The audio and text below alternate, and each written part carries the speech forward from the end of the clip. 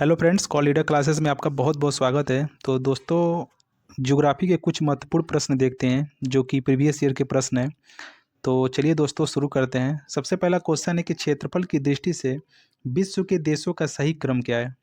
तो जो क्षेत्रफल की दृष्टि से जो विश्व का सही क्रम है, सबसे पहले आता है आपका रसिया, फिर उसके बाद कनाडा आता है, फिर उसके बाद अमेरिका, फिर उसके बाद चीन और उसके बाद आता है ब्राज़ील। ब्राज़ील के बाद आता है आपका ऑस्ट्रेलिया। ऑस्ट्रेलिया के बाद फिर आपका 7वें नंबर पे जो आता है भारत। तो कभी कभी ये क्वेश्चन पूछा जाता है कि जो भारत का स्थान है वह क्षेत्रफल के दृष्टि से कितने नंबर का है। तो उसको आप लोग ध्यान में रखिएगा, जो भारत का स्थान है वह 7वें नंबर पे है।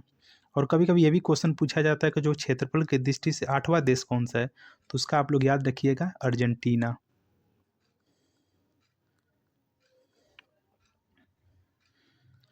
क्वेश्चन नंबर दूसरा है कि कितने भारतीय प्रदेशों से होकर कर्क रेखा गुजरती है। तो जो कर्क रेखा है ये भारत के 8 राज्यों से होकर गुजरती है। सबसे पहला राज्य आपका आता है गुजरात, फिर उसके बाद आता है आपका राजस्थान, राजस्थान के बाद आता है आपका मध्य प्रदेश, मध्य प्रदेश के बाद आता है छत्तीसगढ़, छत्तीसगढ़ के बाद आता है आपका झारखंड, झारखंड के बाद वेस्ट बंगाल और वेस्ट बंगाल के बाद त्रिपुरा और लास्ट में आता है आपका मिजोरम। ये 8 राज्यों से होकर कर्क रेखा गुजरती है।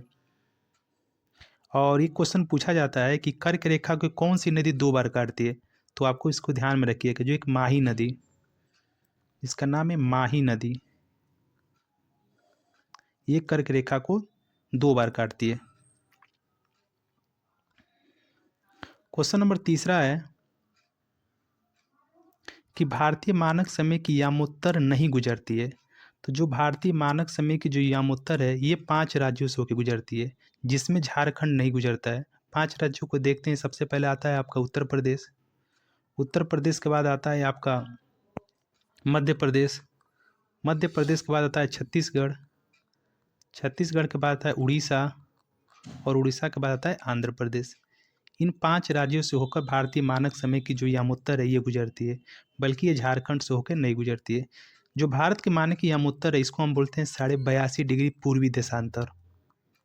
इसको आप लोग ध्यान में रखिएगा, जो कि 5 राज्यों से होकर गुजरती है। क्वेश्चन नंबर 4 है कि भारत का दक्षिणतम बिंदु कहाँ है। आपके ऑप्शन है लक्षद्वीप, बड़ा निकोबार, मद्रास या कन्याकुमारी। तो जो भारत का दक्षिणतम बिंदु है इसे बोला जाता है इंदिरा पॉइंट। चूंकि ऑप्शन में इंदिरा पॉइंट नहीं दिया है तो इसको हम स्थलीय बिंदु से मानते हैं कि जो भारत का दो दक्षिणी स्थलीय बिंदु है वो कन्याकुमारी है। तो इसका सही आंसर होगा ऑप्शन नंबर डी, कन्याकुमारी। और इंदिरा पॉइंट जिसे हम लोग पिगमिलियन पॉइंट के नाम से भी जाना जाता है, और एक और नाम है जिसे हमें पार्सेंस पार्सेंस पॉइंट, इस नाम से भी हम लोग इंदिरा पॉइंट को जाना जाता है, जो कि भारत का दक्षिणतम बिंदु है। मैप के माध्यम से देख लेते हैं। अगर पूछा जाता है कि सबसे पूर्वी पूछा जाए पूर्वी बिंदु, तो उसका नाम है वलागू, जो कि अरुणाचल प्रदेश में स्थित है। वही पश्चिम में होता है, उसका नाम है पश्चिमी बिंदु गुहार मोती, जो कि गुजरात के कच्छ वाले एरिया में आता है। उत्तरी बिंदु की बात करें तो उत्तरी बिंदु जो कि जम्मू कश्मीर में स्थित है, जिसका नाम है इंदिरा कॉल। और वहीं दक्षिणी बिंदु जिसे हम लोग इंदिरा पॉइंट के नाम से जाना जाता है। और स्थलीय बिंदु की बात करें कि स्थलीय जो है वो दक्षिणतम बिंदु कौन सा है, तो वो तमिलनाडु की कन्याकुमारी। क्वेश्चन नंबर 5 है कि बांग्लादेश की सीमा से लगे भारत के राज्य कौन कौन से हैं। तो जितने भी, अगर नागालैंड है ये बांग्लादेश के साथ सीमा साझा नहीं करता है, तो ऑप्शन में जितने भी नागालैंड, इसको हम कट कर देते हैं, नागालैंड नागालैंड नागालैंड। और भारत के ये जो 5 राज्य हैं ये बांग्लादेश के साथ सीमा साझा करते हैं, जिसमें मेघालय, असम, पश्चिम बंगाल, त्रिपुरा और एक और राज्य जिसका नाम है मिजोरम। और एक और क्वेश्चन पूछा जाता है कि जो भारत और बांग्लादेश की सीमा से कितने किलोमीटर जो बांग्लादेश सीमा साझा करता है, तो इसको आप लोग याद रखिएगा, 4096.6 किलोमीटर। ये जो है ये भारत और बांग्लादेश के साथ सीमा साझा करता है। और एक और क्वेश्चन पूछा जाता है कि जो पश्चिम बंगाल है ये बांग्लादेश के साथ कितने किलोमीटर सीमा साझा करता है। तो इसको आप लोग याद रखिएगा कि जो पश्चिम बंगाल है ये 2216.7 किलोमीटर ये बांग्लादेश के साथ सीमा साझा करता है। और सबसे कम पूछे तो सबसे कम सीमा साझा करता है मिजोरम।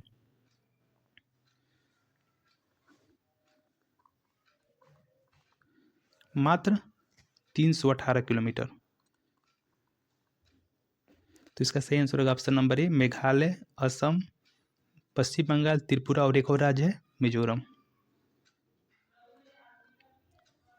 क्वेश्चन नंबर 6 है कि डूरंड लाइन किसके साथ भारत की सीमा निर्धारित करती थी?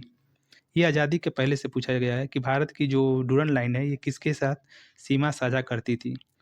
तो जो पाकिस्तान से नहीं अलग होने के बाद यह भारत और पाकिस्तान से अफगानिस्तान से अलग करती थी, लेकिन अब पूछे तो यह डूरंड जो रेखा है ये पाकिस्तान और अफगानिस्तान के साथ सीमा साझा कर दी है। तिब्बत की बात करें तो तिब्बत की राजधानी लहासा है, जो कि 1959 में चाइना ने तिब्बत पर कब्जा कर लिया था। नेपाल की बात करें तो नेपाल की राजधानी काठमांडू है, जहाँ सार्क का हेडक्वार्टर है। और सार्क की बात करें तो सार्क में टोटल 8 देश आते हैं, जिसमें मालदीव, श्रीलंका, भारत, पाकिस्तान, अफगानिस्तान, नेपाल, भूटान और बांग्लादेश। ये टोटल 8 देश जो कि सार्क में शामिल हैं। क्वेश्चन नंबर 7 है कि भारत का अपनी पड़ोसी देशों के मध्य अंतर्राष्ट्रीय सीमा के विस्तार का आरोही क्रम कौन सा है? मतलब कि कौन सा जो देश है वो सबसे कम सीमा साझा करता है, फिर उसके बाद कौन सा उससे बड़ा देश। तो जो नेपाल, पाकिस्तान, चीन और बांग्लादेश, ये जो है ये आरोही क्रम में है, जिसमें नेपाल 1751 किलोमीटर भारत के साथ सीमा साझा करता है। वही पाकिस्तान से जो है 3323 किलोमीटर जो कि पाकिस्तान के साथ सीमा साझा करता है। और 3488 जो किलोमीटर है ये चाइना के साथ सीमा साझा करता है। और सबसे लंबी सीमा जो कि बांग्लादेश से 4096.6 किलोमीटर। तो सबसे पहले नेपाल, फिर उसके बाद पाकिस्तान, फिर चीन, फिर उसके बाद बांग्लादेश।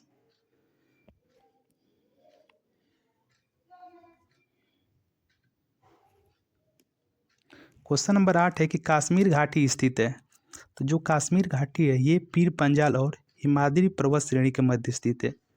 हिमाद्री पर्वत श्रेणी जिसे हम लोग बृहद हिमालय के नाम से भी जाना जाता है, और इंग्लिश में इसे ग्रेटर हिमालय के नाम से जाना जाता है। तो कश्मीर घाटी ये पीर पंजाल और हिमाद्री पर्वत श्रेणी के मध्य स्थित है।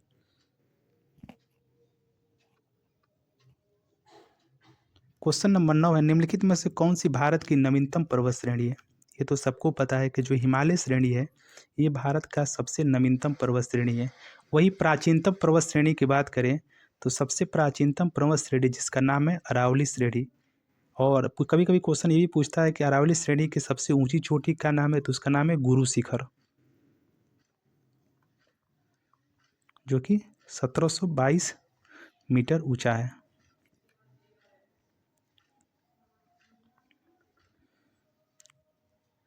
क्वेश्चन नंबर 10 है कि हिमालय पर्वत श्रेणी निम्नलिखित में से किस राज्य का हिस्सा नहीं है? तो जो हिमालय पर्वत श्रेणी है उत्तराखंड का भी हिस्सा है, हिमाचल प्रदेश, सिक्किम, बल्कि ये उत्तर प्रदेश राज्य का हिस्सा नहीं है। तो इसका सही आंसर होगा option number D, Uttar Pradesh. Question number 11 है कि पीर पंजाल पर्वत श्रेणी पाई जाती है क्या उत्तराखंड में, जम्मू कश्मीर में, पंजाब में या अरुणाचल प्रदेश में? तो जो पीर पंजाल पर्वत श्रेणी है ये जम्मू कश्मीर में पाई जाती है। ऑप्शन नंबर इसका हो जाएगा B, Jammu and Kashmir. Question number 12 है कि निम्नलिखित में से सबसे प्राचीन पर्वत श्रृंखला कौन सी है? तो अभी भी बताएं कि जो सबसे प्राचीन पर्वत श्रृंखला है उसका नाम है अरावली पर्वत श्रेणी, और सबसे नवीनतम पूछे तो उसका नाम है हिमालय। तो इसका सही आंसर होगा ऑप्शन नंबर सी, अरावली पर्वत श्रेणी। क्वेश्चन नंबर 13 है कि नीलगिरी पर्वतमाला जो है किस राज्य में स्थित है? ये तो सबको पता है कि जो नीलगिरी पर्वत जो माला है ये तमिलनाडु में स्थित है। इसका सही आंसर होगा ऑप्शन नंबर ए।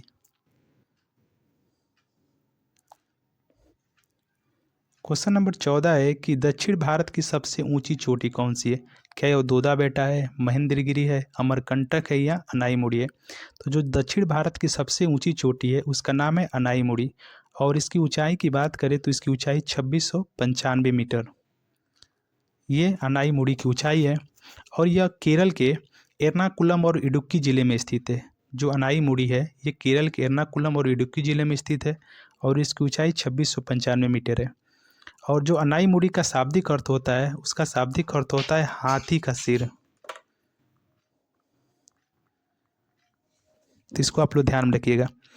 और दोदा बेटा की बात करें तो दोदा बेटा की ऊंचाई जो कि 37 मीटर है। और ये नीलगिरी पर्वत की सबसे ऊंची चोटी है, तो इसको आप लोग भी ध्यान में रखिएगा।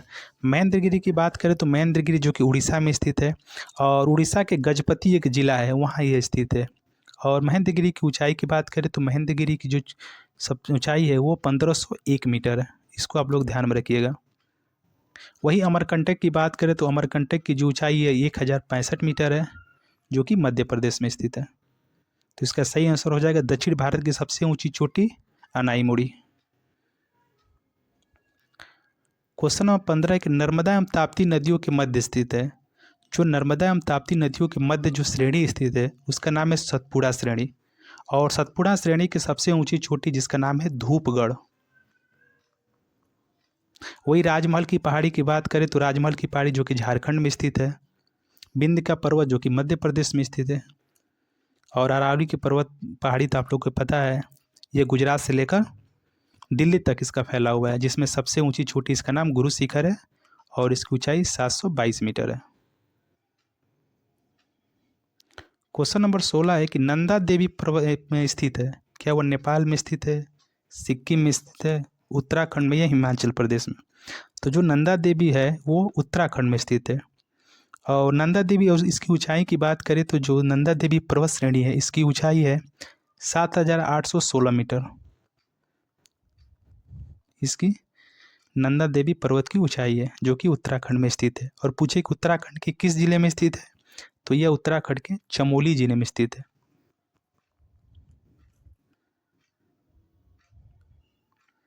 क्वेश्चन नंबर 17 है कि भारत में शांत घाटी किस राज्य में स्थित है। शांत घाटी जिसे हम लोग इंग्लिश में साइलेंट वैली के नाम से जाना जाता है, और यह केरल में स्थित है। यह केरल के पलक्कड़ जिले में शांत घाटी स्थित है। और यह 1984 में इसे राष्ट्रीय उद्यान घोषित किया गया था, तो इसको भी आप लोग ध्यान में रखिएगा। 1984 में इसे राष्ट्रीय उद्यान घोषित किया गया था। क्वेश्चन नंबर 18 है कि निम्नलिखित युगों में से कौन सा सुमेलित नहीं है। लीपू लेक दर्रा उत्तर प्रदेश में स्थित है, जोजिला कश्मीर में स्थित है, नाथुला सिक्किम में स्थित है, या सिपकिला दर्रा हिमाचल प्रदेश में स्थित है। तो जो लीपू लेक दर्रा है ये बल्कि उत्तर प्रदेश में नहीं बल्कि यह उत्तराखंड में स्थित है। तो यही युग्म गलत है, तो इसका सही आंसर होगा ऑप्शन नंबर है जोजिला दर्रा जो कि जम्मू कश्मीर में स्थित है, बिल्कुल सही है। नाथुला दर्रा ये सिक्किम, एक होता है नाकुला और एक होता है नातुला, ये दोनों सिक्किम में स्थित है। और सिपकिला दर्रा ये हिमाचल प्रदेश में स्थित है।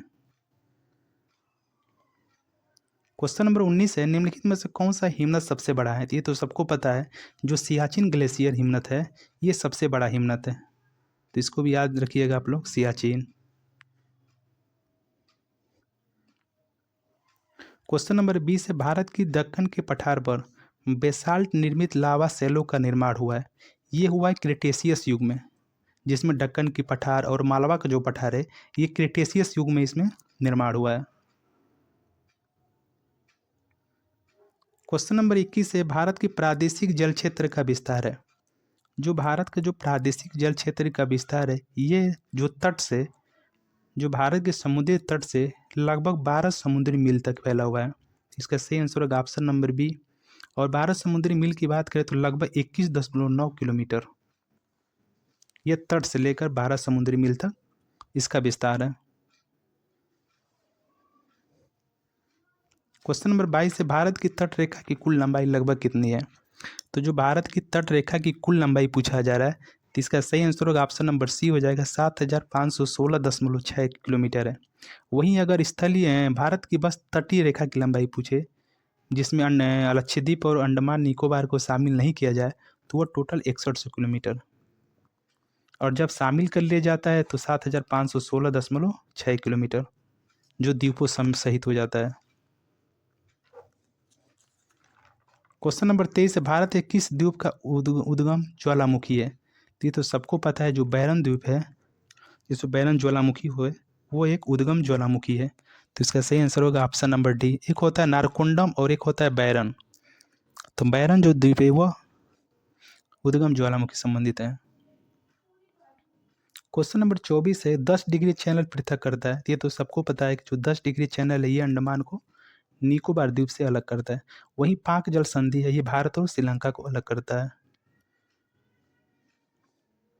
क्वेश्चन नंबर 25 है, विदर्भ एक प्रादेशिक नाम है, यह भारत में और यह एक उड़ीसा का अंग है, महाराष्ट्र का अंग है, गुजरात का अंग है या मध्य प्रदेश का अंग है। तो जो विदर्भ है ये महाराष्ट्र का अंग है। वहीं अगर सौराष्ट्र की बात करें तो सौराष्ट्र जो है वो गुजरात का अंग माना जाता है। अंतिम प्रश्न है कि भारत के निम्नलिखित राज्यों में किसे भारत का कोहिनूर कहा जाता है। ये तो सबको पता है, जो आंध्र प्रदेश राज्य है ये भारत के कोहिनूर राज्य कहा जाता है। तो ये थे ज्योग्राफी के कुछ महत्वपूर्ण प्रश्न जो कि प्रीवियस ईयर के थे, और आने वाले एग्जाम में आपको यहाँ से 1 या 2 क्वेश्चन जरूर देखने को मिलेंगे। तो दोस्तों वीडियो कैसा लगा, अच्छा लगा हो तो प्लीज़ लाइक करें, और ऐसे ही वीडियो देखने के लिए हमारे चैनल को जरूर सब्सक्राइब करें। बहुत बहुत धन्यवाद।